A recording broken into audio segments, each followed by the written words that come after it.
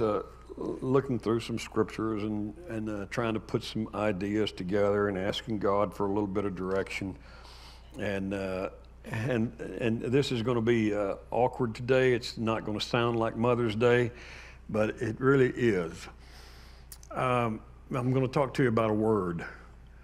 Um, I was very blessed to have the mom I had. She didn't come from pedigreed family. She came from sharecroppers family. She had an eighth grade education, and that's really kind of not a right way to say it. She finished the eighth grade in school, but her education was so much beyond eighth grade. She was a philosopher, never stopped being until dementia and Alzheimer's crippled her thoughts. As long as she was cognitive and as long as she was able to communicate, my mom would wax philosophical about anything. She had an opinion, she had an answer, she had a way things ought to be done, not unlike some other ladies that I know who seem to never lack for an opinion and a point of view. Not any here in this church. I'm talking about Facebook women. I'm not. Oh, y'all thought I was talking about y'all? Oh no, I'm talking about Facebook women. But mom was just capable of spur of the minute putting things together. She could just come up with a remedy or an answer. And so my father was not that way. My father was, I don't know, shut up with the stupid questions, pick up the hammer and bring it over here. That's pretty much my dad's point of view. Dad, me and this girl have been kind of talking at school, and I kind of want to take her out, but I don't have her driver's license. Shut up and hand me the screwdriver. See a screwdriver right there? Hand me the screwdriver. Don't talk to me about no girls and stuff. Give me the screwdriver. I don't got no time to talk about girls. You don't need no girlfriend. Get your hands dirty right here. Come here and let me show you how to fix this plumbing. Okay. And so I learned to kind of fix a lot of stuff around the house. That's true. I've crawled under. I was pulling transmissions out of a car when I was 12 years old. Thank you. Or helping my dad pull them out. In the driveway, in a gravel driveway with the car up on jack stands that he made. We didn't have money to go buy a nice jack stand. Dad made them out of 2x6s. You just crisscross them, stack them, keep nailing them together, and then you can make you a pretty big block to set a wheel on. You got to jack it up one time. You know, back in the old days, a bumper jack. Y'all don't know what that is. Some of y'all, you jump it up, you put that block under there, and then you go to the other tire, and the old car is just rocking, and you finally get it all up, and then you work on it for a couple of days, and you don't talk about girls and school and math and people that bothered you. You shut up. You hand me the hammer. Don't bother me with that. Mom, on the other hand, I'd go talk to mom. I'd say, I don't know if I like this girl or not. Okay. Well, tell me about it. Really? Yeah. Let's just sit down and talk for a minute. Okay. And then I'd tell mom something. She'd say, well, here's what I found. Here's what I think. And then I'd have to listen to some explanation. And I shared a little bit of that at her funeral. And I think I shared the basket story with you in my in my home office at home. I've got a large wicker basket up here and a small wicker basket over there up on the wall, attached to the wall, because they remind me of her basket story. Secret to success in life, Mom said, is to always carry your blessing basket. And she said, what? And he said, well, everybody goes through life. You get two baskets. You get a blessing basket and a cursing basket. Everybody gets two. And the secret to happy people are the people that, if you really want to be happy, just carry your blessing basket. Big old laundry basket she had. What you do with the cursing basket, I just put it over there somewhere. You kick it over yonder. But you always carry this one.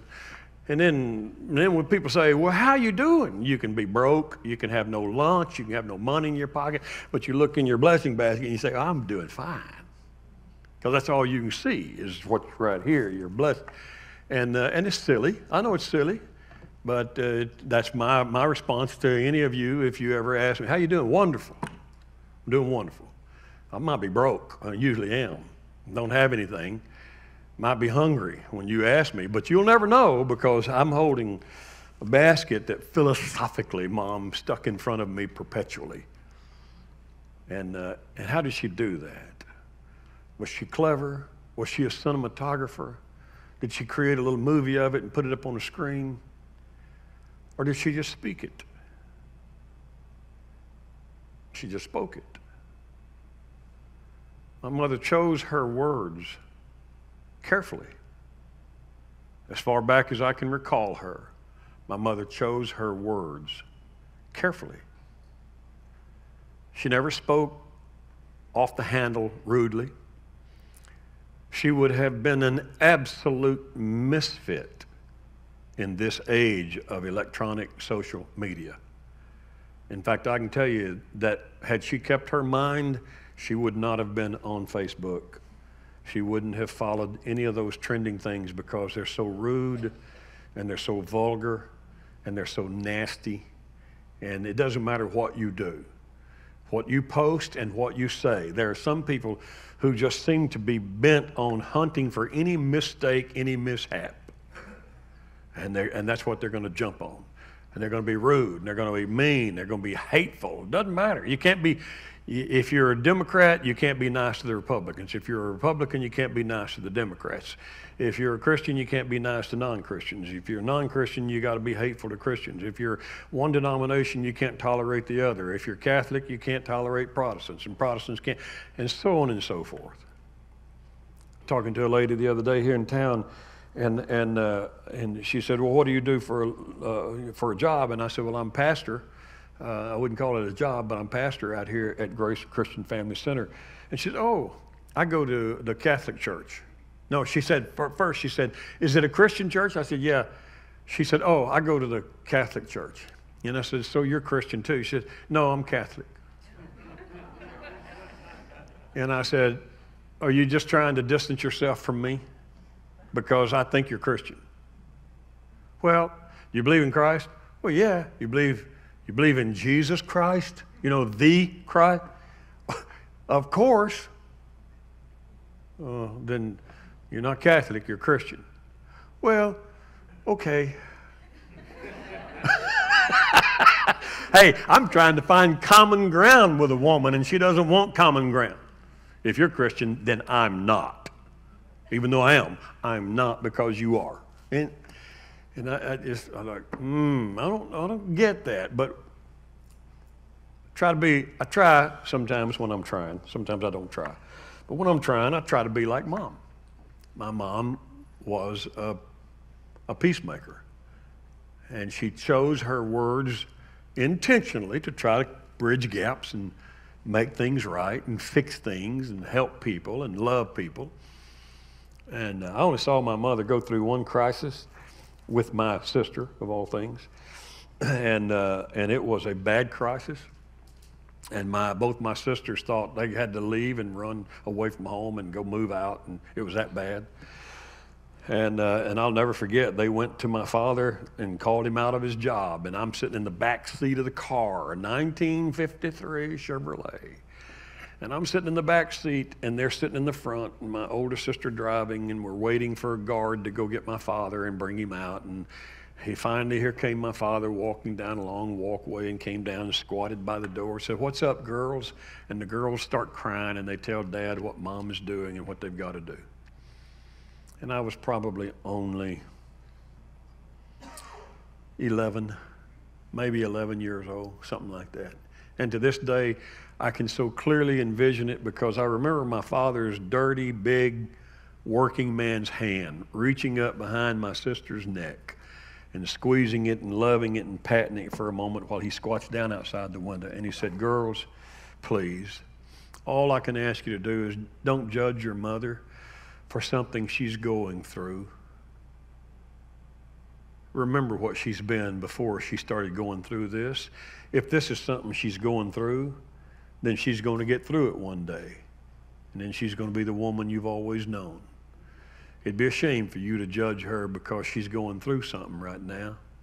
And then she gets through it, and you all have moved on and separated yourselves from her. Don't do that. Don't judge her for what she's going through. Well, now we have names for those. We got medical names for what a mother might go through at a certain time of life. And when you don't have doctors and don't have insurance and don't go get hormones and don't get drugs and you just go through life and do the best you can, and that's where Mom was. He was so right. He didn't know it. He didn't know why. His level of understanding didn't really tell him all the answers, but he was right. And Mom moved through it. And when she moved through it, she and the sister that she got so crossways with wound up being best of friends again and loved each other. Dad chose his words carefully, squatting beside the door of her car. He could have said, I know it, I'm so sick of that stinking woman. That's what I'd probably said. But my dad chose his words right. Did you know that there are 220,000 words in the Oxford English Dictionary? Unabridged dictionaries, I just threw one in the trash the other day. It was this thick. I'm not exaggerating. I've had it for years. And I looked at it the other day on a bookshelf and I thought, why do I have that? If I need to know a word, I'll just pick up my iPad and ask for it. I've got a couple of unabridged dictionaries in the iPad, you know, if I want them. They're online.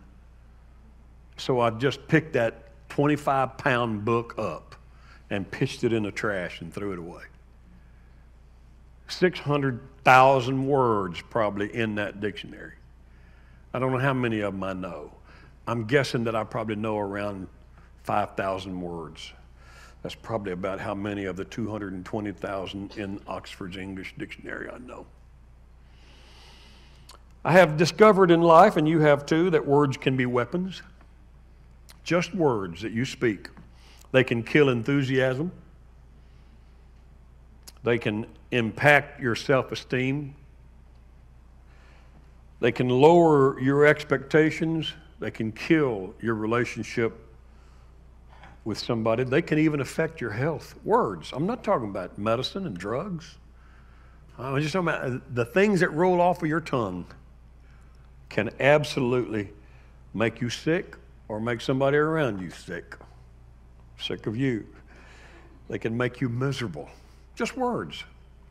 Just the thing I choose to say to any human can become damaging, harmful, crippling.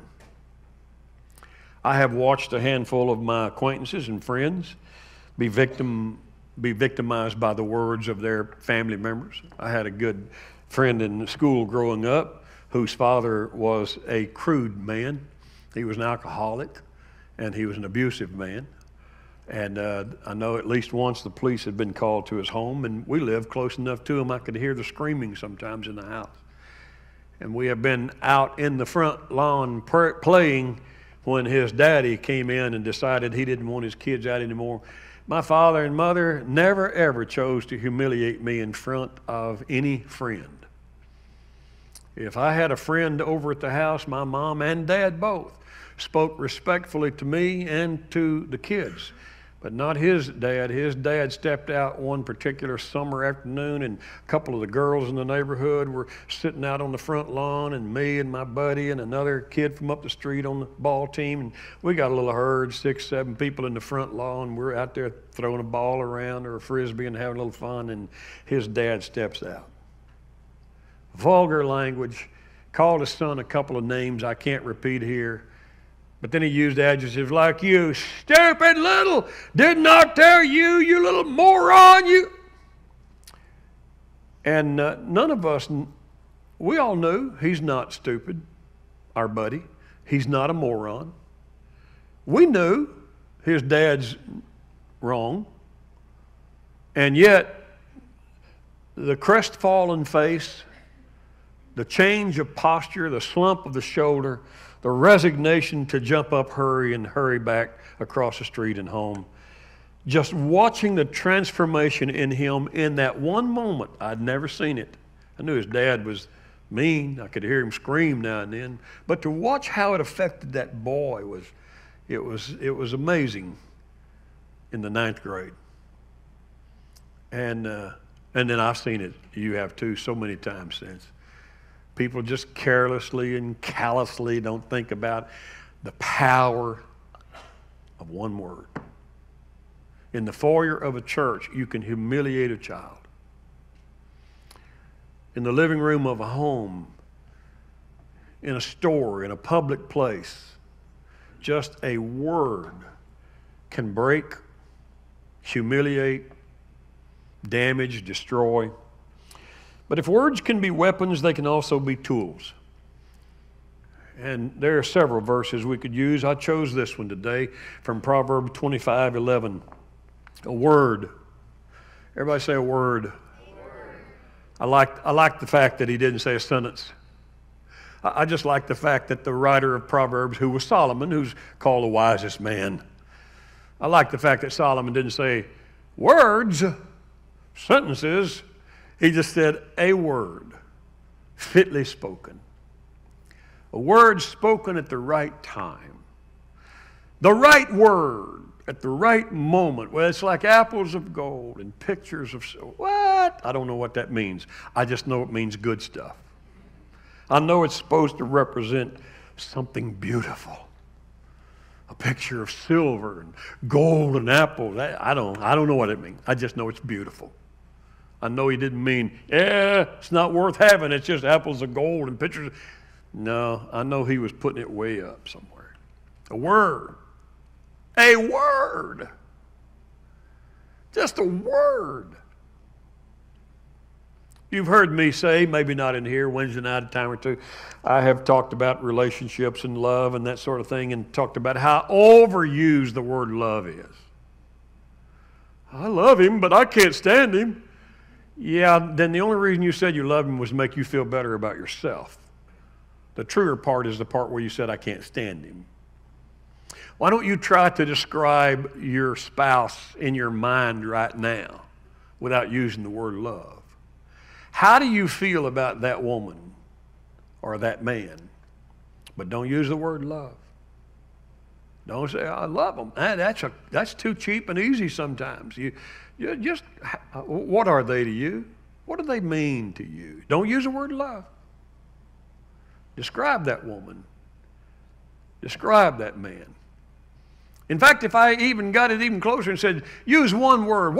If I just asked you, define your spouse or your closest friend or your mom or your son, one word, what would that one word be? You'd have to think about that for a while. You can't come up with that right now.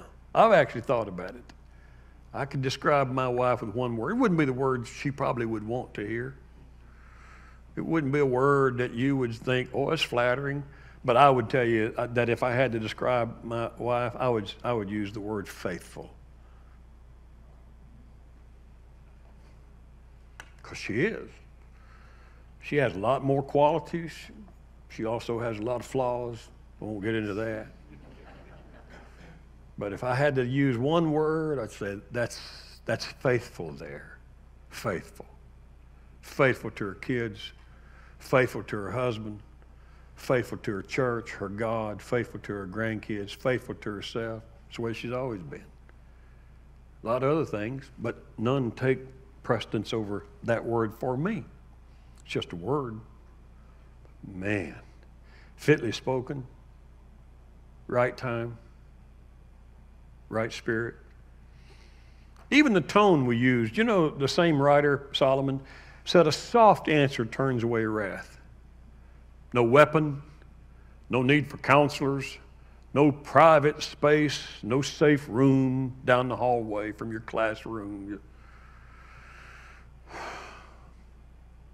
Just speak softly. Kind words, spoken genuinely, sincerely. Words can inspire us. Words can encourage us. Words can motivate us.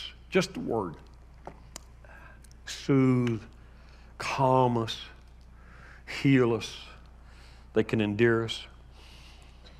Then you have to say, well, if that's all it is, let me just learn to speak good words. That's political correctness. You can't ever say this word and that word because they're politically incorrect. Then we never reveal what's actually in you. See, words reveal what's in you, and that's why we shouldn't have political correctness. Let a man speak. Let him say what he thinks. Let him say the way he feels. And then you actually get to know him. Don't teach him how to use the right words, because then he's a hypocrite and a liar. He can be hiding all kind of stuff, but he's learned to speak the right words. And that's why the Bible teaches us something about where words come from. Proverbs 15:28, the heart of the righteous studies to answer. A A righteous heart studies for the right words, but the mouth of the wicked pours out evil things. The heart of the wise teaches his mouth and adds learning to his lips, words. That's Proverbs 16:23. Matthew 12:34, out of the abundance of the heart, the words come. So the secret's not to learn magic words. The secret's to get the heart lined up right. When the heart's right, words are going to come right. You're going to think about them. A good man out of the good treasure of his heart, Luke 6:45. He brings forth that which is good. And an evil man out of the evil treasure of his heart, he brings forth that which is evil. And if he had quit the sentence right there, we'd just think, yeah, a good man does good work, evil man does bad work. But he wasn't talking about the work of our life. That's why the last part of that sentence is necessary. Out of the abundance of the heart come his words. What's in your heart? Can you speak hateful things because hate is in the heart?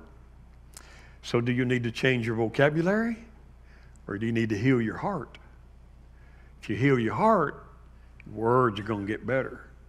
Words are powerful. Words come from the heart, change the word. Think about words that I've noticed, and my mom had a lot of phrases. My mom had a lot of phrases. She did remind me quite often, son, don't speak until you think, because words can't be erased. But she also had phrases, and I'm sure they weren't original. I'm sure she read them in books, because my mom read voraciously. But she said things like rudeness. Rudeness is just the echo of a small man. If you're rude to somebody, son, it means that you feel very small inside, and you have to try to make up for it with a rude mouth. So don't. And she said, rudeness is a small man's imitation of strength. If you feel weak and coward, instead of just growing, you just talk meaner and rougher. But it's an imitation. It's fake strength. No need for a strong man to ever be rude. That's my mom teaching me when I was 12, 13, 14 years old, choosing her words, not to teach me the right words to speak, try to change my thinking, my heart. There's a story I'll just share with you quickly. Man, I wanted to be gone already. It's 11 till, and the guys upstairs by now, they wonder if we're ever going to get through down here. I mean, right now, they're begging, please, God, let him quit. But I want to read this story with you real quickly. Laura E. Richards wrote, a man sat by the coffin of the one who had been nearest to him in black and bitter care. And as he sat, he saw passing beyond the coffin a troop of bright and lovely shapes with clear eyes and faces full of rosy light. Who are you, fair creatures? Asked the man, and they answered, we are the words you might have spoken to her. Oh, stay with me, cried the man. Your sweet looks are a knife in my heart. Yet still I would keep you, for she is cold and deaf, and I am alone. But they answered, nay, we cannot stay, for we have no being, but are only a light that never shone. And they passed on and were gone. And still the man sat in black and bitter care. And as he sat, he saw rising up between him and the coffin a band of pale and terrible forms with bloodless lips and the hollow eyes of fire. The man shuddered. What are you, dreadful shapes? He asked, and they answered, we are the words she heard from you. And then the man cried aloud in anguish, depart from me and leave me with my dead. Better solitude than such company. But they, sitting down in silence, fixed their eyes upon him, and they stayed with him forever. And some of you got it. I've lived long enough to have had people apologize on their deathbed to me. We didn't know it was their deathbed.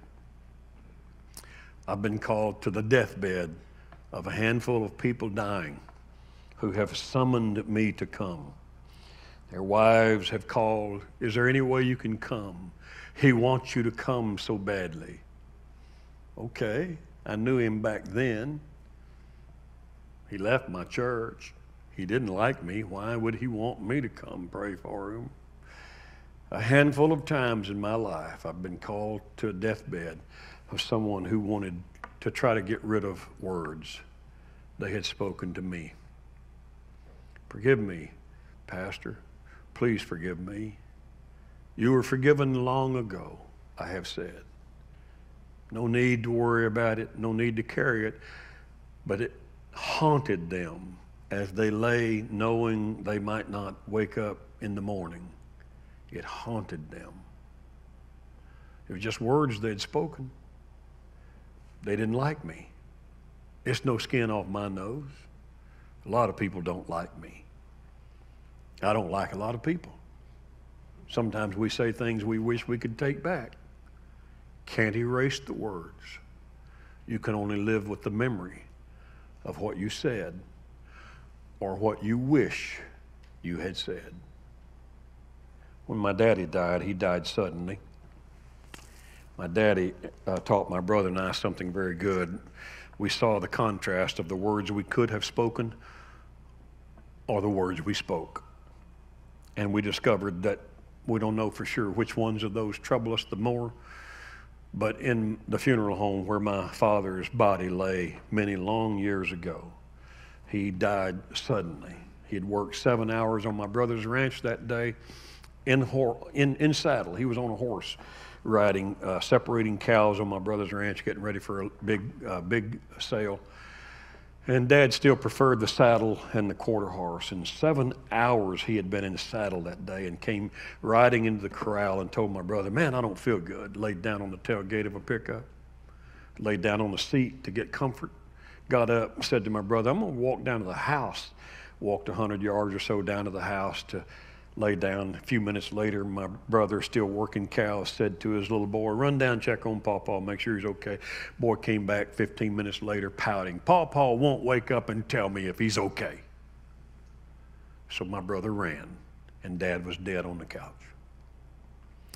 In the funeral home where my father lay in his coffin, they closed the doors at 9 o'clock and ran everybody out. They closed the building at 10 to anybody walking in. My brother and I were still there. We lingered behind after everyone was gone.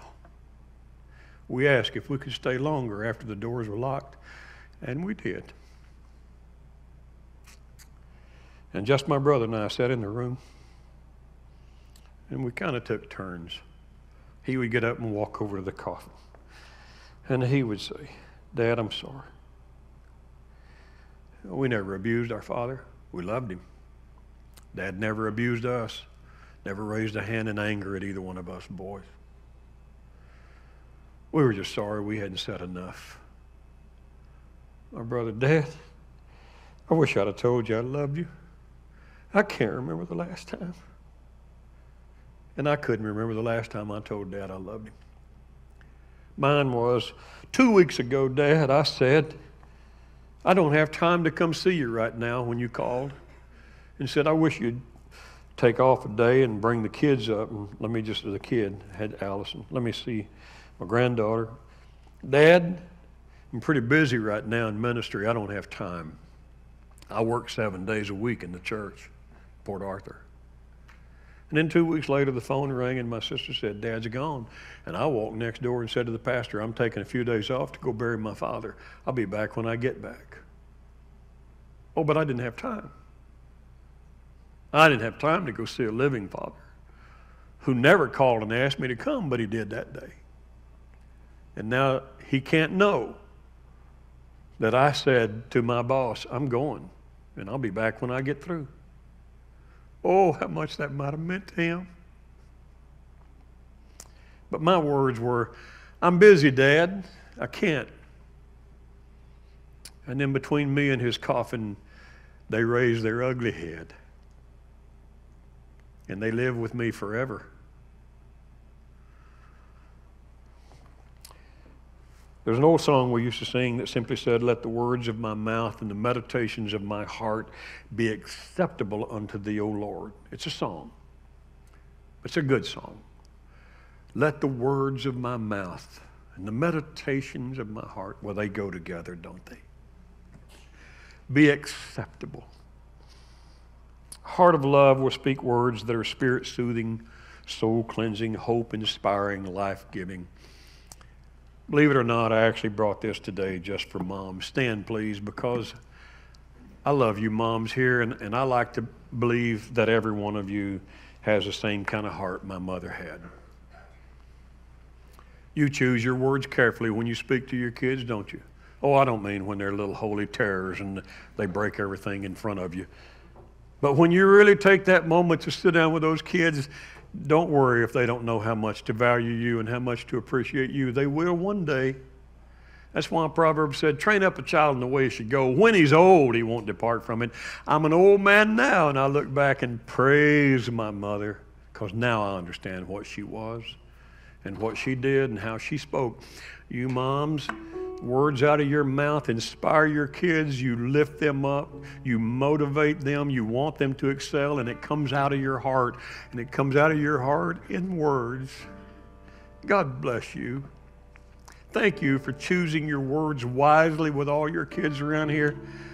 Thank you for being what you are. It's just something magical about a mother. Thank you. Thank you for loving your husbands if he's still around. Thank you for not chewing him up and spitting him out if he's gone. Let him go. Somebody else come along one day. Love those kids. Thank you for loving the ones that are already big and old and grown. Somebody say, I was glad when they said unto me, let us go into the house of the Lord. I feel like I owe the guys upstairs an apology. I told them early, hey, it's 2 minutes before 12. That's early. Let's give the Lord a hand of praise. Father, thank you for your blessing. Father, thank you for your word to us. Thank you, Father, in Jesus' name. Hug somebody. Love somebody. We'll see you next